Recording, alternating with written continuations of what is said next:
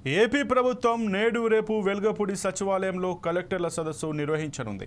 CM Chandrababu అధ్యక్షతన వహించనున్న ఈ సదస్సులో స్వర్ణాంధ్ర విజన్ 2047 డాక్యుమెంట్, కొత్త పాలసీలు, రానున్న రోజుల్లో అందించే పాలన తదితరాలపై దిశానిర్దేశం చేయనున్నారు.